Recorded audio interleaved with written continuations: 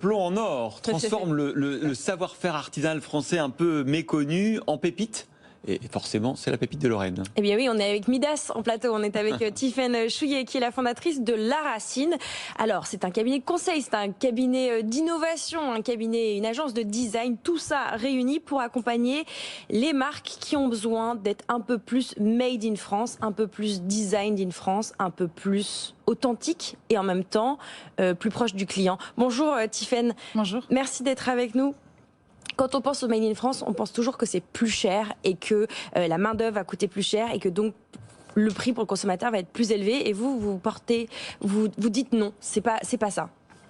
Alors, c'est toujours en effet, enfin, c'est pas que ça. Voilà, on a en effet une grande partie des entreprises qui montrent qu'on a souvent des produits un petit peu plus élevés parce que les coûts de la main d'œuvre sont ce qu'ils sont en France. Mais nous, notre métier, c'est vraiment d'accompagner ces entreprises pour qu'elles puissent avoir une image vraiment intéressante, impactante, inspirante et que ce prix soit vraiment justifié. Alors concrètement, donnez-nous un exemple, 2 exemples peut-être de ce que vous avez fait pour telle ou telle marque. Alors, on travaille beaucoup pour des marques héritage, oui. Des entreprises qui ont des histoires en France, qui sont installées depuis longtemps et qui vont avoir besoin d'innover dans le futur, mais en repartant de leurs racines, d'où le nom du studio. Et donc, on travaille par exemple avec les Plancha Hainaut, par exemple avec La Rochère dans la verrerie, qui est une verrerie qui a été créée en 1475, donc très ancienne, Émile Henry dans la céramique. On va travailler autant sur la partie stratégie de marque que sur le développement produit, donc l'innovation aussi. Quel produit pour demain quand on est une entreprise qui a 200 ans, 300 ans. Voilà, comment on s'inscrit dans le futur. Et comment on redevient désirable et comment, parce que Lorraine parlait du prix, comment peut-être on fait accepter aux consommateurs de payer un peu plus cher parce que grâce à l'image que vous recréez autour de l'entreprise. C'est ça. Et c'est pas qu'une question d'image toute construite, j'ai envie de dire. C'est vraiment une volonté d'aller chercher dans le cœur de l'entreprise. Oui, parce que c'est pas de la com, hein, pas uniquement en tout cas. C'est-à-dire que vous pouvez aussi intervenir sur le redesign des produits et voir le process de production aussi. Tout à fait. C'est vraiment on va dire une méthode de A à Z, dans le sens où on va travailler une partie, ce repositionnement d'image, de marque, comment il va se faire, et puis comment il va s'incarner dans le produit, comment physiquement on va le voir. Par exemple, on a travaillé avec les Plancha Hainaut. Qu'on a reçu l'été dernier ici. Ah oui, ouais. Ah, c'est vrai. Et c'est une magnifique entreprise qui, justement, à un moment donné, eu besoin de retravailler aussi pour être toujours dans l'air du temps, a besoin de retravailler ses produits sur son marché. Et c'est aussi repassé par un design de l'image. Mais les gens viennent vous voir en ayant un héritage, un ADN français, et quoi comme problème concret? C'est-à-dire que donner un prix cher parce qu'on est made in France, ça suffit plus, parce que c'est chouette d'avoir des origines françaises, mais peut-être le design est has-been, peut-être que la chaîne d'usine n'est pas assez green. Qu'est-ce que c'est les problèmes les plus fréquents cette année avec lesquels vos nouveaux clients viennent vous voir? Alors en effet, il y a différents types de problématiques. Il peut y avoir aussi une problématique très actuelle qui est celle de l'intégration de toute la question écologique. Comment aujourd'hui une marque héritage va intégrer cette question-là dans le futur, que ce soit dans les produits, dans la production, que ce soit aussi dans l'image et dans ce qu'on a envie de communiquer. C'est presque obligatoire aujourd'hui. C'est obligatoire et c'est pas forcément facile de l'intégrer, en tout cas dans ce qu'on va raconter à l'extérieur.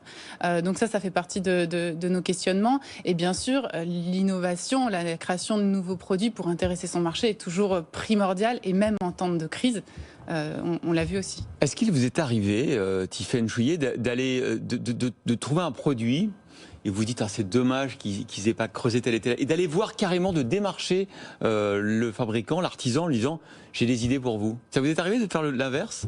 Ça a pu nous arriver, en effet, en tout cas d'être vraiment inspiré par une entreprise et puis d'aller la voir en lui disant voilà, on sent vraiment qu'il y a quelque chose à faire pour vous. Et vous êtes reçu comment? On vous dit de quoi je me mêle ou... ça peut arriver. On essaye d'y aller avec des pincettes, en tout cas avec tact, ouais. Il y a une autre chose à laquelle on pense quand on voit le profil de votre société, c'est avec le plan de relance et les volontés de relocalisation du gouvernement. Est-ce que, pardon d'être resté sur le côté client, mais est-ce que vous avez gagné des clients cette année? Est-ce qu'il y a des boîtes qui viennent vous voir pour profiter aussi de ce plan de relance et voilà, réussir à se réintégrer de manière efficace, rentable et durable en France? Ou c'est trop tôt? Alors, de notre côté, nous, en effet, on a été bien occupés ces 2 dernières années. Ce qu'on a surtout vu, c'est une augmentation dans nos clients des petites entreprises qui veulent se lancer dans le Made in France. Alors, je ne dirais pas que le plan de relance leur bénéficie directement, puisque c'est plutôt dédié aux grandes entreprises, mais les petites entreprises, les petites marques, donc des startups qui se lancent, voilà, et qui partagent la même raison d'être que la nôtre, c'est-à-dire innover et pérenniser les savoir-faire français. Vous avez déjà vécu, j'imagine que oui, comme tous les entrepreneurs, des échecs retentissants dans le rebranding et le reconcept d'une marque qui n'a pas fonctionné? Question piège. Oui, question piège. En fait, pas vraiment, parce que c'est quand même une démarche qui est conjointe avec avec le client, et donc on avance ensemble, on avance vraiment main dans la main. Donc une marque, pour moi, une marque qui fonctionne, c'est de retravailler ses produits sur son marché, et c'est aussi repasser par un design de l'image. Mais les gens viennent vous voir en ayant un héritage, un ADN français, et quoi comme problème concret? C'est-à-dire que donner un prix cher parce qu'on est made in France, ça suffit plus, parce que c'est chouette d'avoir des origines françaises, mais peut-être le design est has-been, peut-être que la chaîne d'usine n'est pas assez green. Qu'est-ce que c'est les problèmes les plus fréquents cette année avec lesquels vos nouveaux clients viennent vous voir? Alors en effet, il y a différents types de problématiques. Il peut y avoir aussi une problématique très actuelle qui est celle de l'intégration de toute la question écologique. Comment aujourd'hui une marque héritage va intégrer cette question-là dans le futur, que ce soit dans les produits, dans la production, que ce soit aussi dans l'image et dans ce qu'on a envie de communiquer. C'est presque obligatoire aujourd'hui. C'est obligatoire, et c'est pas forcément facile de l'intégrer, en tout cas dans ce qu'on va raconter à l'extérieur. Donc ça fait partie de nos questionnements. Et bien sûr, l'innovation, la création de nouveaux produits pour intéresser son marché est toujours primordiale, et même en temps de crise. On l'a vu aussi. Est-ce qu'il vous est arrivé, Tiffaine Chouillet, de trouver un produit et vous dites, c'est dommage qu'ils n'aient pas creusé tel et tel, et d'aller voir carrément, de démarcher le fabricant, l'artisan, en lui disant, j'ai des idées pour vous? Ça vous est arrivé de faire l'inverse? Ça a pu nous arriver, en effet, en tout cas d'être vraiment inspiré par une entreprise, et puis d'aller la voir en lui disant, voilà, on sent vraiment qu'il y a quelque chose à faire pour vous. Et vous êtes reçu comment? On vous dit de quoi je me mêle ou... ça peut arriver. On essaye d'y aller avec des pincettes, en tout cas avec tact, ouais.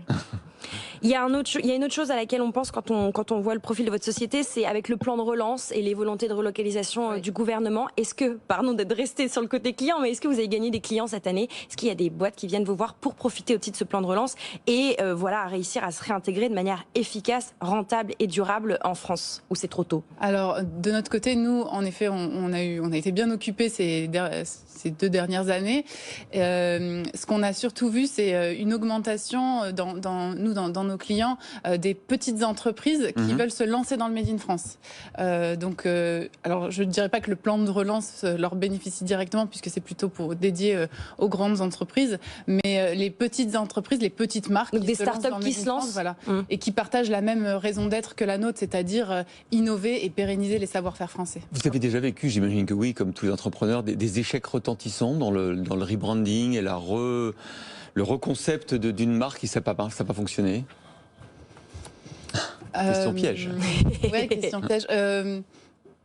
En fait, pas vraiment, parce que c'est quand même une démarche qui est conjointe avec avec le client, et donc on avance ensemble, on avance vraiment main dans la main.